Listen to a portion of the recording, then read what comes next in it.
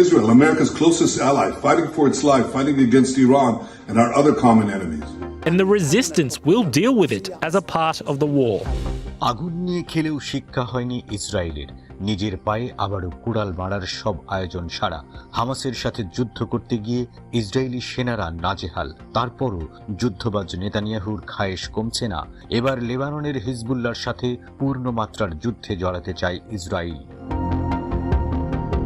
কিন্তু ইসরায়েল লেবাননের বিরুদ্ধে পূর্ণ মাত্রার যুদ্ধ শুরু করলে ইসরায়েলের কোনো স্থান নিরাপদ থাকবে না বলে হুঁশিয়ারি উচ্চারণ করেছেন হিজবুল্লাহর মহাসচিব সৈয়দ হাসান নাসরাল্লাহ। তিনি একই সঙ্গে প্রথমবারের মতো তেল আবিবকে সহযোগিতা করার ব্যাপারে সাইপ্রাসকেও সতর্ক করে দিয়েছেন।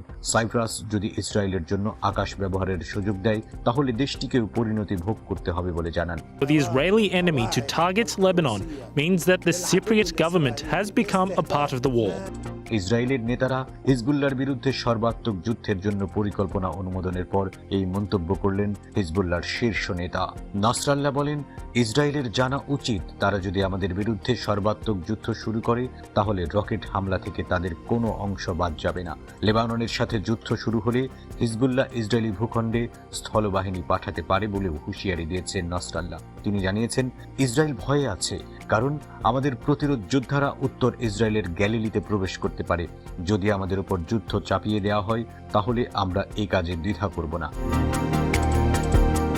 নাসরাল্লাহ হিজবুল্লাহর সামরিক সক্ষমতার উপর জোর দিয়ে বলেন যে তাদের গোষ্ঠীর কাছে নতুন নতুন অস্ত্র এসেছে এবং প্রচুর ড্রোন রয়েছে যা তারা স্থানীয়ভাবে তৈরি করে। লেবাননের বিরুদ্ধে পূর্ণমাত্রার যুদ্ধ শুরু করলে ইসরায়েলকে জল, স্থল ও আকাশপথে নজিরবিহীন হামলার শিকার হতে হবে এবং তখন ভূমধ্যসাগরের পরিস্থিতি পুরোপুরি বদলে যাবে। তিনি পরোক্ষভাবে ভূমধ্যসাগরে অবস্থিত ইসরায়েলের গ্যাস ক্ষেত্রগুলোর বিরুদ্ধেও হামলার হুমকি দিয়েছেন। হিজবুল্লাহ নেতা বলেন, হিজবুল্লাহ তখন যুদ্ধের কোনো নিয়ম মানবে না, কোনো সীমারেখা থাকবে না। আমাদের প্রস্তুতি কেমন হতে পারে তা ইহুদিবাদী শত্রুর জানা আছে।